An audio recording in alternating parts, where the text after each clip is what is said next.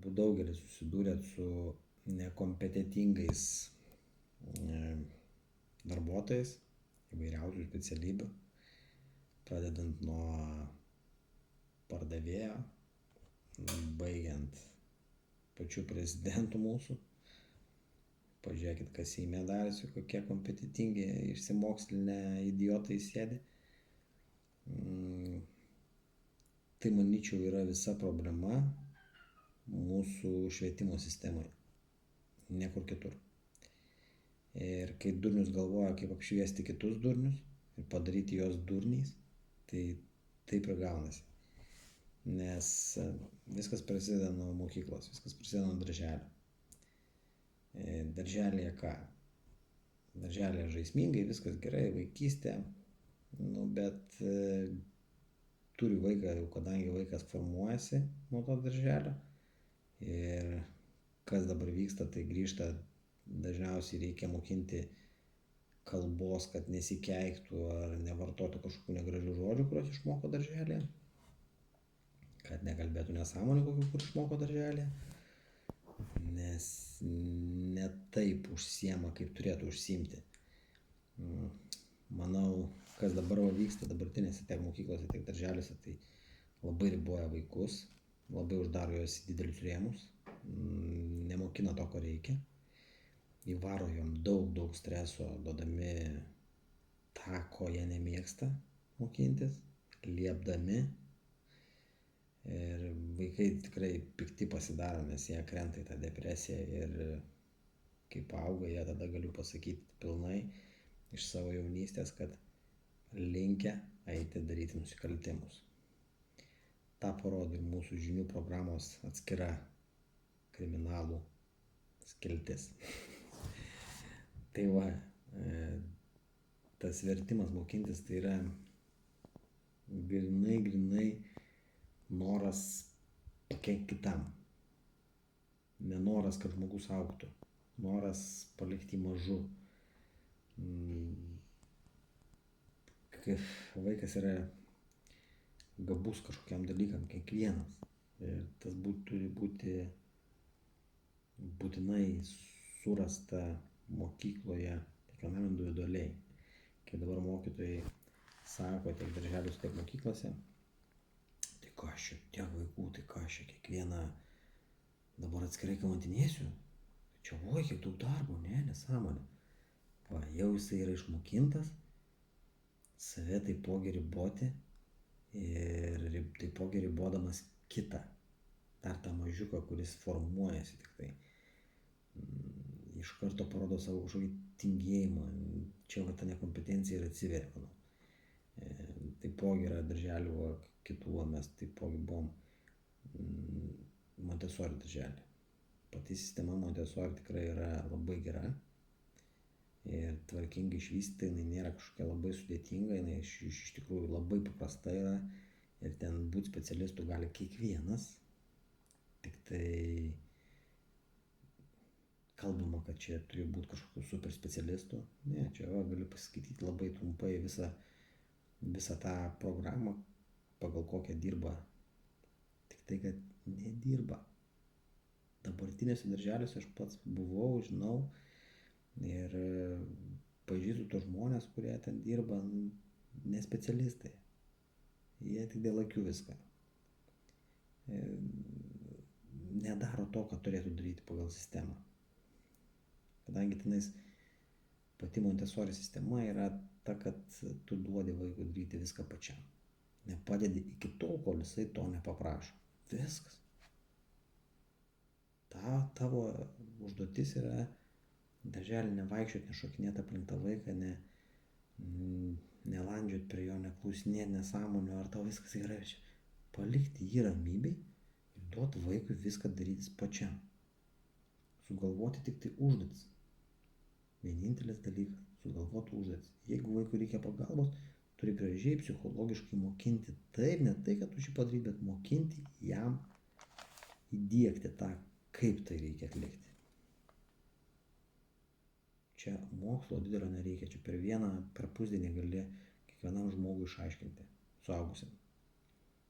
ir tikrai gali su vaikais, kuris moka su vaikais bendrauti, turi tikrai tą pašaukimą. Ir manau, kad turėtų auklėta pati turėti vaikų. Auklėta, kur neturi vaikų, jinai vaikų niekada gyvenime nesupras.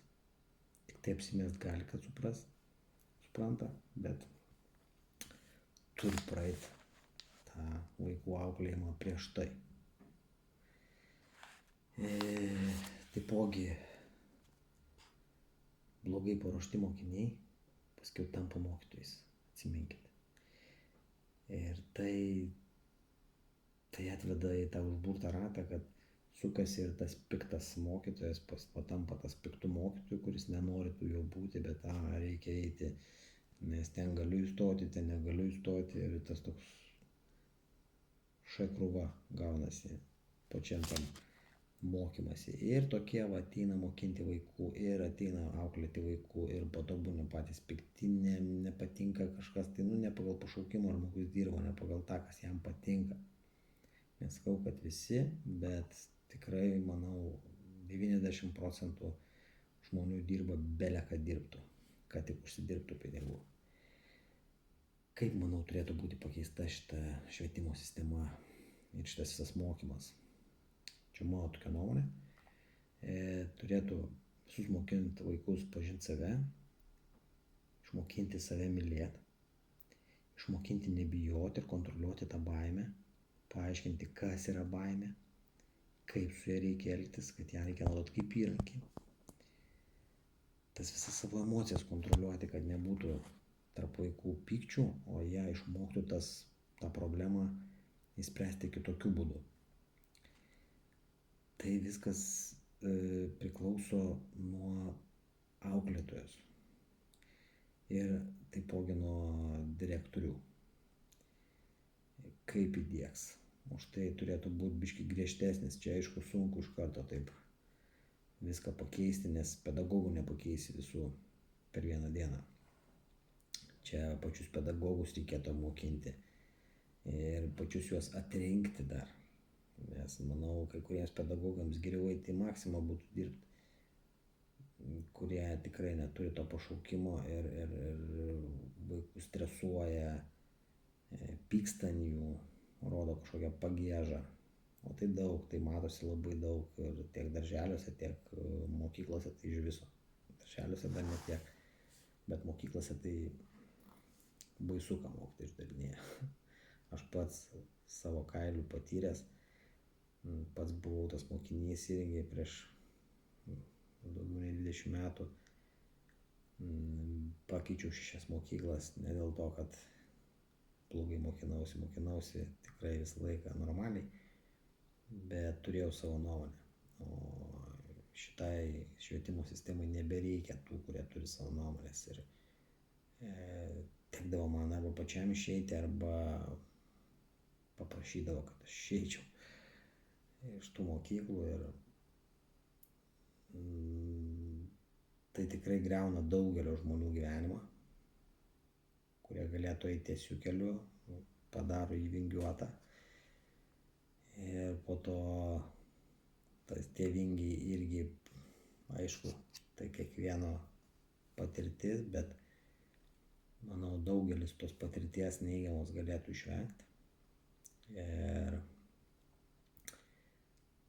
tokia patirtis yra gerai, bet ne visi tą patirtį gali atlaikyti. Tai kam tos vaikus kankinti, jeigu galima padaryti tą kelią kuo tiesesnį. Turi pamokėlių būti, bet tas gali būti mokykloje. Ir gerų kelių, teigiamų kelių, o ne neigiamų kelių ir gatvėje ar dar kažkur tai už mokyklos ribų. Nes ta tikroji gyvenimo mokykla tai yra mūsų gyvenimas, o mokykla turi taipogi padėti tam gyvenimui klostytis teigiamai. Tai vaikai turi jausti laisvę mokykloje, turi jausti tą norą mokintis, turėtų tikrai daug dėmesio skirti kiekvienam vaikui asmeniškai ir į pačio vaiko energiją, kaip ją kontroliuoti.